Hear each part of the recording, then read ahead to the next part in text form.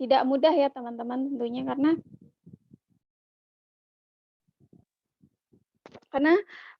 di saat saya menggapai cita-cita saya menjadi seorang tim medis atau menjadi seorang analis kesehatan, itu sangat banyak sekali penghinaan tentunya dari lingkungan sekitar. Kembali lagi ke penghinaan ya. Karena pada saat kita sedang ingin menggapai sesuatu, ketika saya ingin menjadi seorang tim medis, menjadi seorang tenaga kesehatan, banyak sekali ucapan dari lingkungan sekitar yang memandang sebelah mata. Pada saat itu banyak sekali yang bertanya jika apakah seorang penderita talasemi itu bisa menjadi seorang tim medis? Apakah seorang penderita talasemi itu bisa menjadi seorang tenaga kesehatan? Dan apa dengan talasemi itu? Lingkungan pekerjaan akan menerima orang dengan penderita talasemi. Selalu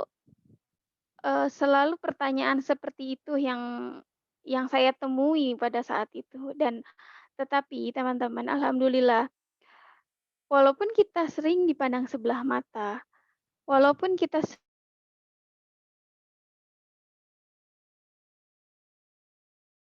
sering menjadi seperti, tetapi alhamdulillah dengan kerja keras, dengan ikhlas, dan dengan menerima dengan semua apa yang sudah penghinaan yang ada, alhamdulillah cita-cita tercapai dengan saya alhamdulillah sekarang menjadi seorang tenaga kesehatan, walaupun memang ada beberapa rumah sakit yang tidak menerima seseorang dengan penderita thalassemia. Tetapi dengan kemampuan kita, dengan kerja keras kita, kesuksesan itu bukan hanya sekedar tentang pendidikan. Di sini saya berkata jika saya sudah sukses itu bukan tentang karena saya sudah menjadi seorang tenaga kesehatan, tetapi di sini saya juga menjadi seorang penulis ya teman-teman. Alhamdulillah sudah ada beberapa buku saya, sudah ada beberapa karya saya yang di sana selalu terselip tentang bagaimana thalassemia itu dan bagaimana perjalanan thalassemia. Ada beberapa contoh yang mungkin teman-teman juga udah sempat baca ya, udah sempat tahu. Contoh dari karya-karya saya, slide selanjutnya Kak.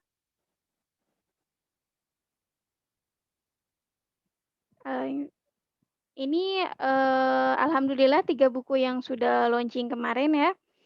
Dari semua buku ini saya selipkan sedikit tentang bagaimana perjuangan dan bagaimana tentang thalassemia. Tentang bagaimana penghinaan, kesabaran, dan keikhlasan. Slide selanjutnya, Kak.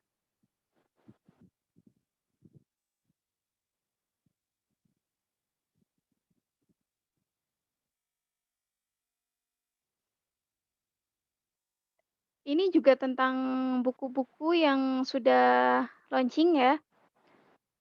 Ada tentang quotes dan cerpen. Slide selanjutnya.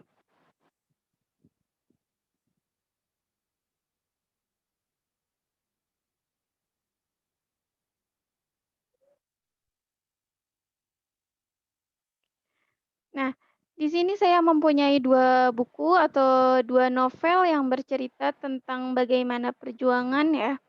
Yang pertama tentang dunia halu. Ini tentang bagaimana seseorang yang berbeda menjalin hubungan percintaan ya, teman-teman. Mungkin untuk yang suka tentang romance bisa ya dibaca.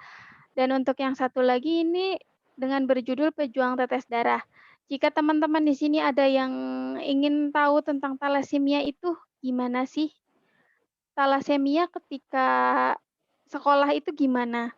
Thalassemia ketika berhadapan dengan masyarakat itu gimana?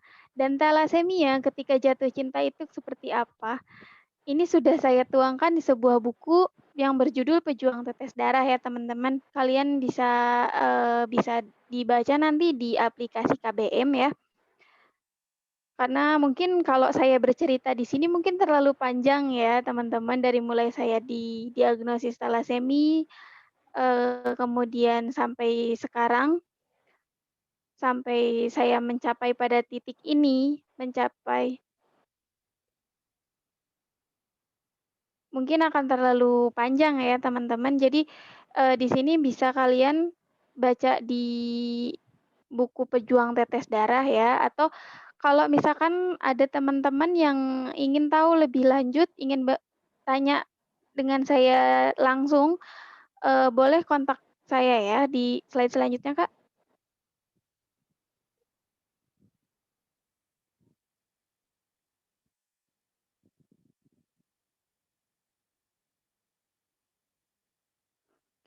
Nah, ini boleh teman-teman di catat ya, nomor WA saya, ada Instagram saya, dan ada Instagram teman-teman dari teman-teman Thalassemia Ciamis yang alhamdulillah punya usaha ya, usaha kecil-kecilan. Boleh di-follow ya di Devi Aryani, D Aryani, dan di Taman Rusa. Mungkin itu saja Kak yang bisa saya sampaikan. Saya kembalikan ke moderator. Terima kasih Kak Devi atas penjelasannya. Ya Kak, ini buat teman-teman yang mau bertanya, silakan menuliskan pertanyaan di kolom chat dengan format nama dan pertanyaan. Sebelum membacakan pertanyaan dari teman-teman nih, aku mau tanya ke Kak Devi ya.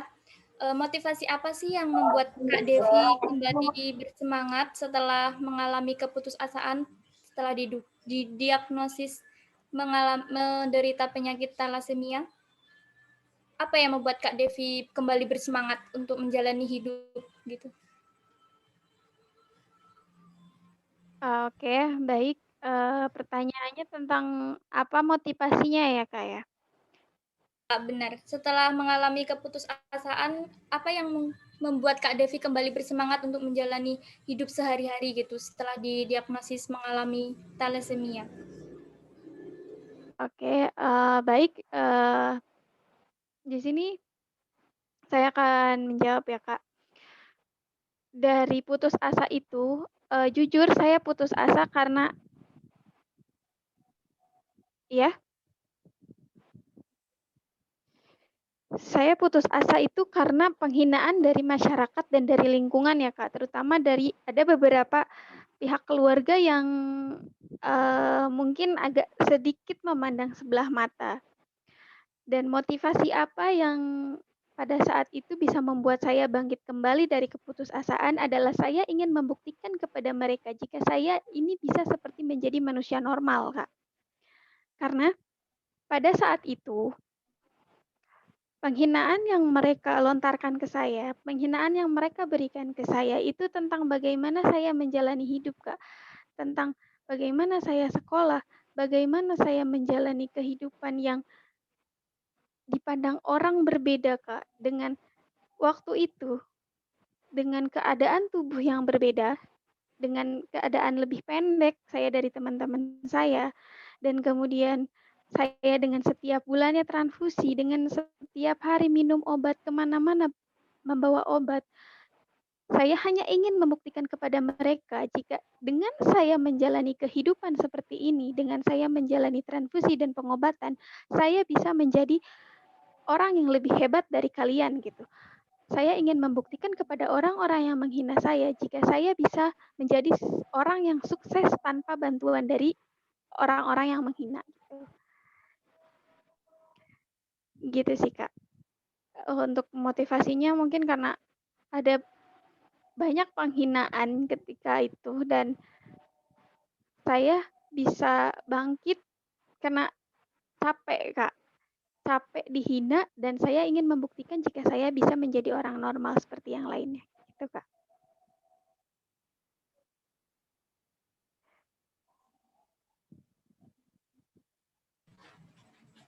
Selanjutnya pertanyaan dari sebentar Kak.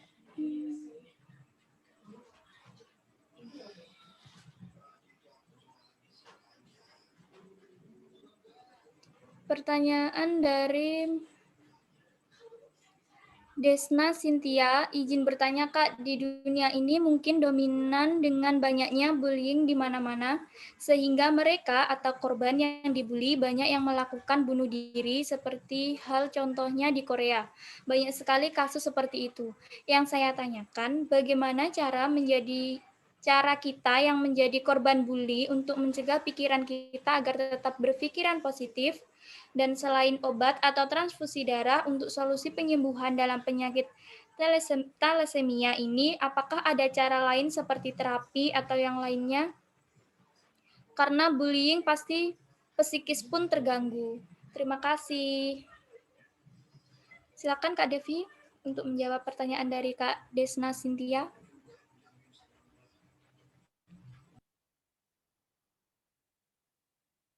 Ya, oke, baik. Di sini pertanyaannya tentang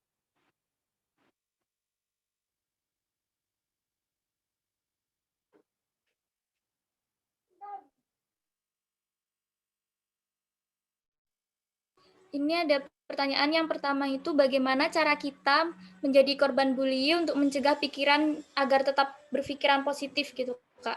Itu pertanyaan yang pertama dari Kak Desna. ya, Dan kemudian baik. dijawab dulu kali ya Kak ya.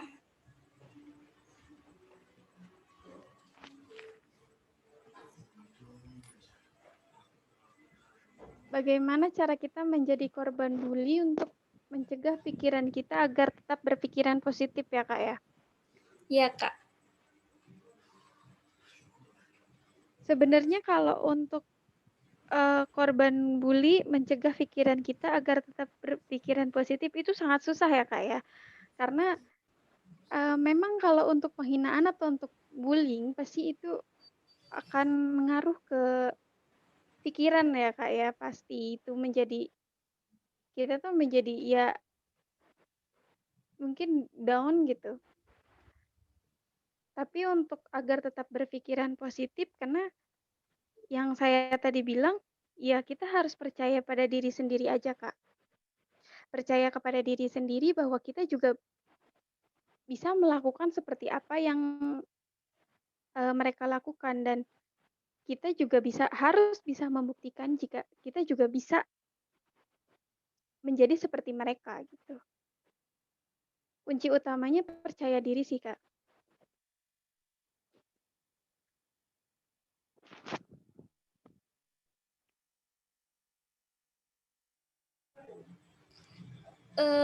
Untuk pertanyaan yang kedua dari Kak Desna yaitu apakah ada solusi atau cara lain dalam penyembuhan penyakit thalassemia ini selain transfusi darah seperti terapi atau yang lainnya, Kak? Baik. Kalau untuk penyembuhan ini sampai sekarang belum ada ya, Kak ya. Karena memang belum ditemukan obat yang bisa menyembuhkan. Tetapi cara lain seperti terapi mungkin ada di beberapa negara lain yang sudah melakukan terapi seperti mutasi DNA atau transplantasi sumsum tulang. Tetapi di Indonesia sendiri yang saya tahu itu belum belum bisa ya, Kak, belum ada. Jadi mungkin kalau untuk penyembuhan secara total tidak ada sih, Kak. Baik, terima kasih Kak Devi. Apakah Kak Desna Cynthia jawabannya sudah bisa dipahami atau mungkin mau bertanya lagi? Halo Kak Desna. Ya, siap Kak. Sudah dicukupkan saja. Oke, terima kasih. Lanjut pertanyaan yang kedua yaitu dari Kak Hanifah Bakti Armevia. Izin bertanya Kak, Assalamualaikum. Mau izin bertanya, apakah thalassemia ini bersifat keturunan? Apakah itu bisa disembuhkan? Bagaimana cara penderita thalassemia dalam menjaga tubuh agar tidak drop? Dan bagaimana cara bagi penderita thalassemia agar bisa ikhlas dalam menerimanya? Terima kasih. Silakan Kak Devi untuk menjawab.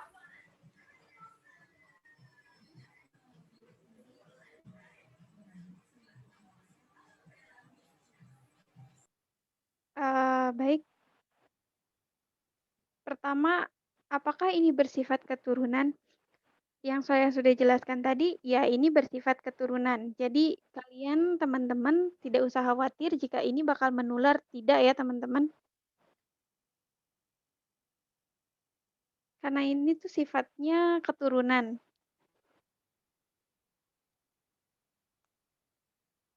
Dan pertanyaan selanjutnya, apakah itu bisa disembuhkan? Yang sudah dijelaskan tadi, memang sampai saat ini tuh belum ditemukan obat yang bisa dipercaya untuk menyembuhkan ya, Kak. Karena memang salah satunya, satu-satunya cara agar tetap bisa bertahan adalah dengan transfusi dan dengan konsumsi obat-obatan sih, Kak. Kalau untuk bagaimana cara agar bisa disembuhkan sampai saat ini sih belum ada.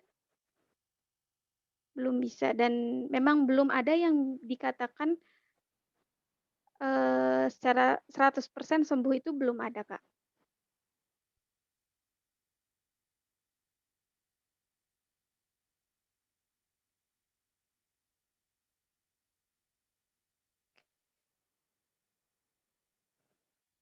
Lalu selanjutnya, bagaimana cara penderita thalassemia dalam menjaga tubuh agar tidak drop?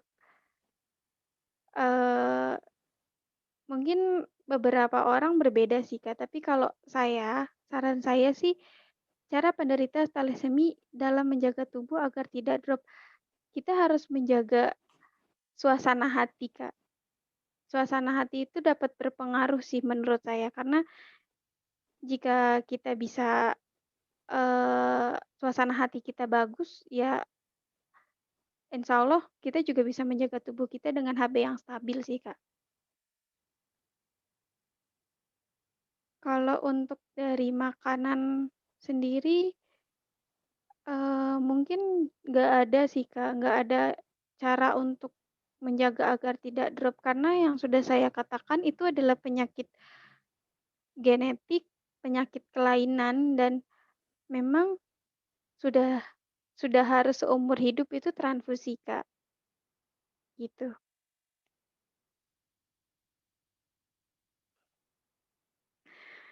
Kemudian bagaimana caranya bagi penderita thalassemia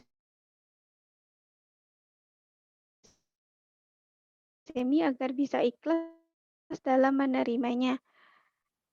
Itu menurut saya ada beberapa tahapan tuh bukan berarti kita sudah menerima, oh iya kita sudah ikhlas, tidak ya, Kak. Karena di sini ikhlas menerima thalassemia itu ketika kita bisa bersahabat dengan thalassemia sendiri, Kak. Yang sudah saya katakan tadi, jika kita masih merasa capek, kita masih merasa bosan untuk menjalani transfusi, untuk minum obat, itu 100% itu belum ikhlas sih, Kak. Tetapi kalau kita sudah bisa ikhlas, sudah bisa menjalani transfusi dengan tanpa paksaan, tanpa rasa bosan, itu levelnya mungkin sudah ikhlas menerima. Gitu, Kak. Kak Hanifah ya, Hanifah Bakti. Baik, Kak. Terima kasih. Semoga terjawab ya, Kak Hanifah. Selanjutnya yaitu pertanyaan dari Kak Rizky Lesmana. Izin bertanya, Kak, siapa sih sosok figur atau tokoh yang memotivasi Kakak sehingga sekarang bisa sukses?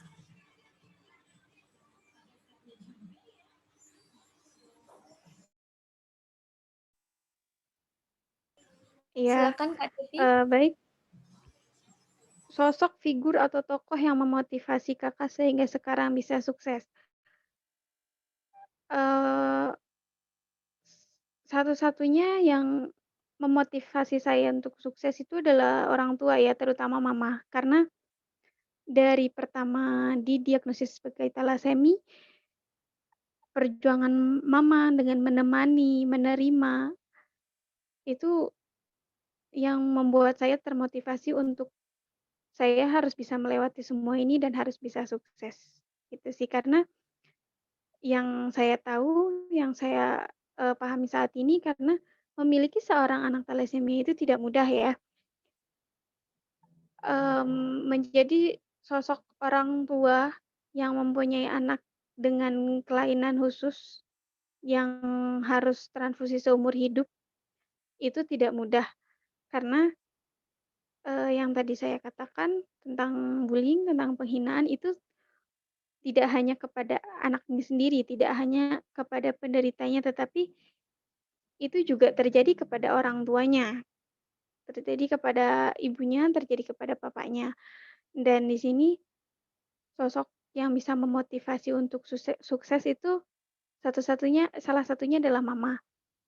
Karena bagi saya mama itu bisa menahan semua penghinaan yang ada di luar, tetapi dia bisa tersenyum manis kepada anaknya seolah tidak terjadi apa-apa.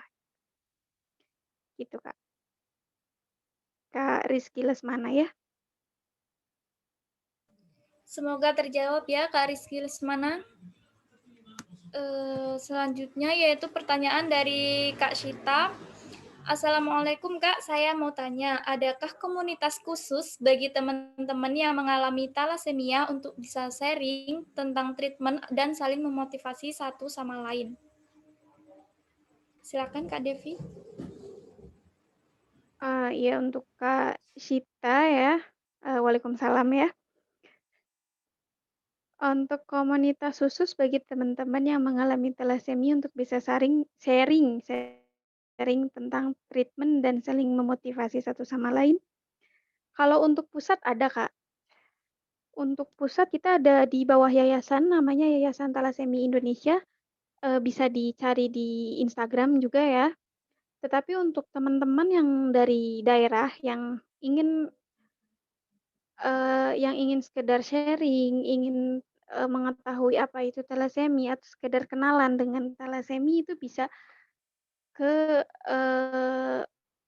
komunitas-komunitas dari anak-anaknya sendiri ya Kak. Ya mungkin untuk daerah Ciamis sendiri bisa di-follow ya ke Taman Rusa. Di situ semua pengurusnya atau semua anggotanya itu alhamdulillah thalassemia semua dan kalau untuk teman-teman yang ingin sharing, teman-teman ingin kenal lebih dekat ya atau untuk bisa ingin mendonorkan darahnya bisa di-follow ke Instagram tersebut ya, ke Taman Rusa. Atau untuk pusatnya sendiri itu bisa dicari di Instagram itu ada Thalassemia Indonesia, di sana bisa sedikit sharing tentang bagaimana thalassemia itu sendiri. Dan di sana juga dijelaskan tentang keseharian thalassemia dan bisa sedikit lebih tahu juga tentang bagaimana menghadapi beban-beban atau kesulitan-kesulitan ketika seorang thalassemia di masyarakat atau di lingkungan gitu. Itu sih Kak. Kak Sita ya. Ya, makasih Semoga Kak. terjawab ya Kak Sita. Nah, untuk teman-teman yang mungkin mau bertanya secara langsung atau sharing dengan Kak Devi, silakan. Mungkin ada yang mau bertanya secara langsung dengan Kak Devinya.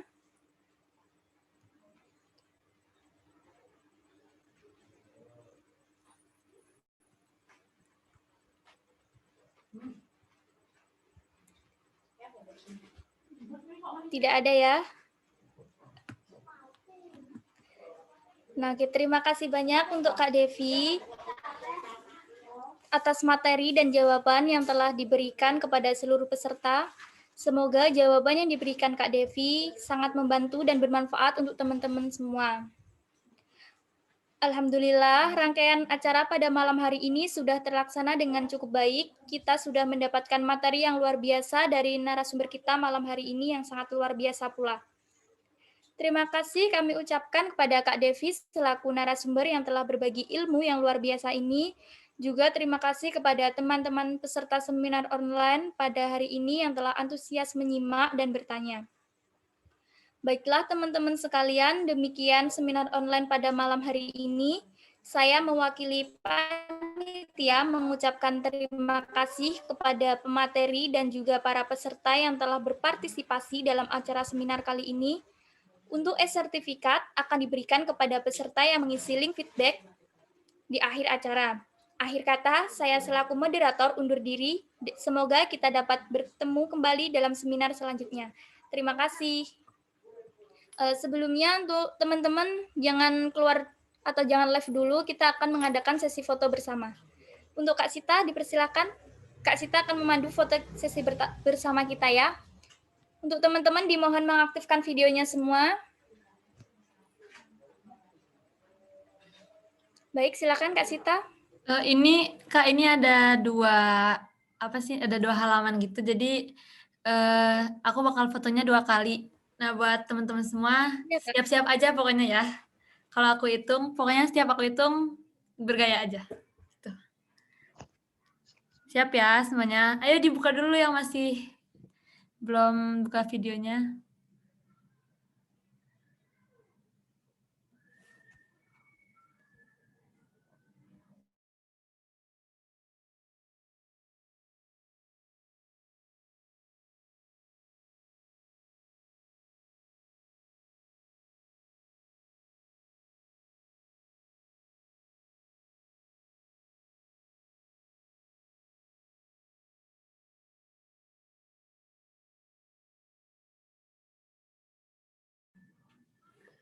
Aku foto ya semuanya. Siap. 1, 2, 3.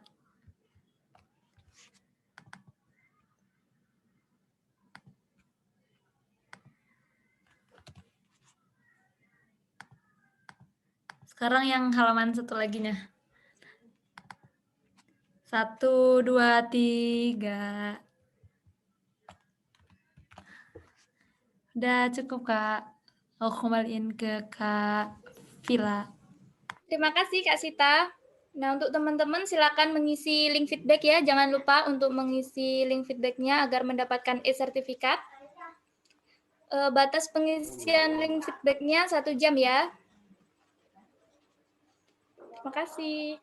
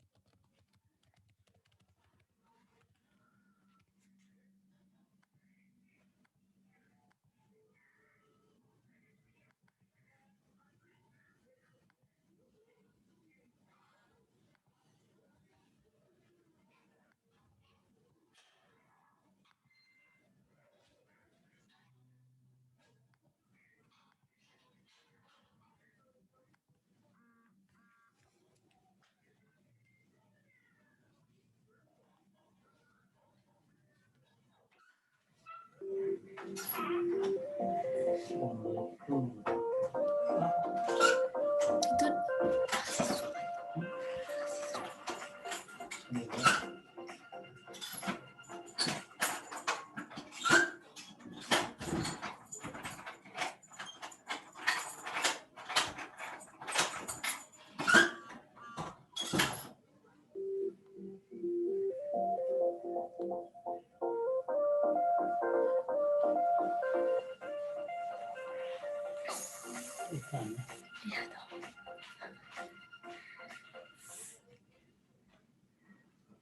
Masih ada suaranya. kan ada video.